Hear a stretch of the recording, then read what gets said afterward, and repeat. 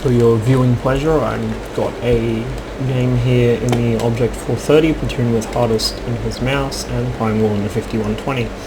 Obviously on Murovanka, standard battle. Being on the north spawn, my plan is to head towards A1, B1, that area there, commonly known as the arsehole spot, because once you get into that position you're very, very hard to get out.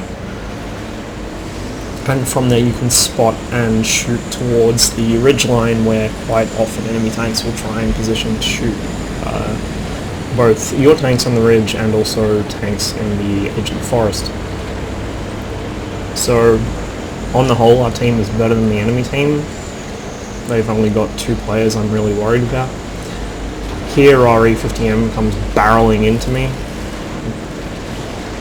though I wasn't particularly paying attention when I was going either. No big loss of hit points, so not worth starting a scuffle over it.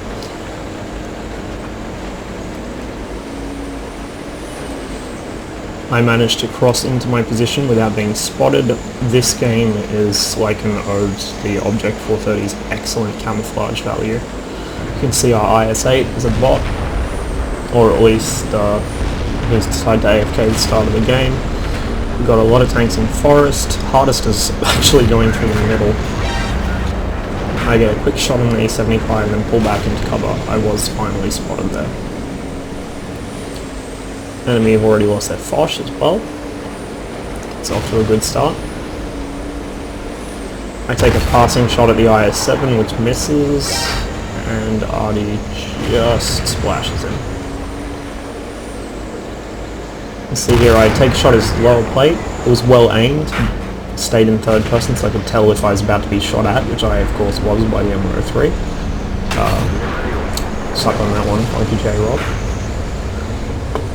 And now the E3 is up, so I don't want to roll in front of that thing's gun.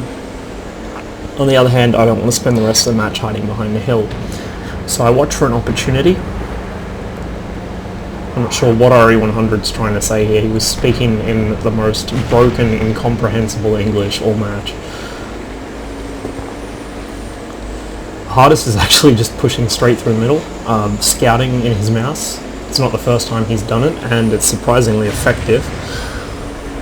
Meanwhile, the E3 and E4 are both lit. The E3's been tracked. He's not able to shoot me at that angle, so I try and track him on the opposite side so he can't get away. Instead, he turns ever so slightly and gives me side. And you can see here just how thin the side armor of the T110 series is. You can pen their side armor from the front, much like the Persian. Any angle over about 30 degrees and you'll go straight through. Enemy 100. Burning to death. He doesn't have a fire extinguisher. The fire burns out before he dies, but it takes a significant chunk of health off. So E3's dead.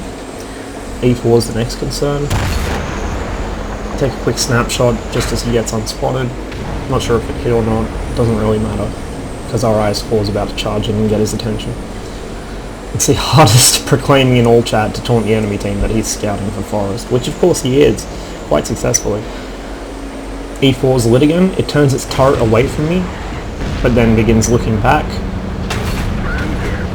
I know it's not looking at me, so I just sit up here and fire at it, get a shot through the cupola, remembering that the E4 has practically no turret armor. Its cupola is very thin. The E3 is the opposite. It has an almost impenetrable cupola. I had very bad angles on the E100's lower plate there, so I went for the Wheezy 111 instead. Much easier target to pen at this angle. As you can see, the E100's coming downhill, and that's the net result. If he's coming downhill like that, his lower front plate is not very easily penetrable. So I begin drawing a shot on the M103. I managed to get one into him. He then backs off. I think I have a shot at the E100, but he gets taken out by RE50M.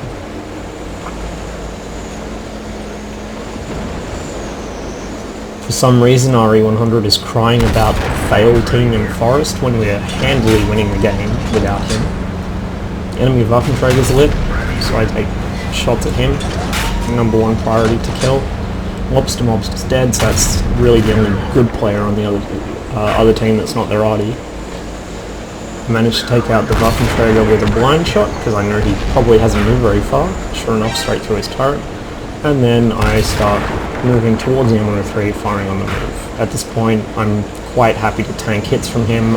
I've got plenty of opponents to play with, more than him.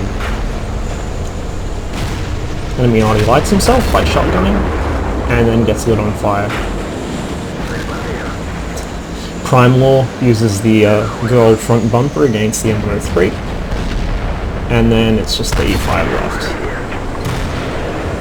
And then the enemy E100 whines about they nerfed the gun so bad on the E100 it's practically worthless. Unless he's talking about the overall heat nerf, which wasn't just the E100's gun, applied to all heat rounds, he's full of shit. The E100's gun has not been nerfed, it has not been touched, I believe, since the E100 was added to the game. I don't think they've changed it at all. The only changes they made to the E100 are its armor scheme, its hit points, I think some of its soft stats, and its ammo capacity. And even following the nerf to heat rounds, the E100's gun is still very much viable with it. The only way you can fail to pen with that gun is if you take really, really bad shots, which presumably he was, because he is an absolutely atrociously bad player. Strangely enough, our atrociously bad E100 was able to make the gun work just fine. But I suppose that I wouldn't know anything, despite the fact I also have an E100, and obviously there was some secret conspiracy stealth nerf to the E100's gun because Russian bias. The cognitive dissonance in this game is incredible. But overall, pretty decent match. Another one I actually managed to survive. Just shy of 4.5k damage. I think I got some spotting in as well. You'll be able to see in the post-games whether I did or not. Whole platoon managed to stay alive, although we didn't quite pick up the brothers in arms. But a good, enjoyable match. Quite a convincing win as well. 15-5. You know, that's not a bad game. I will take that any day.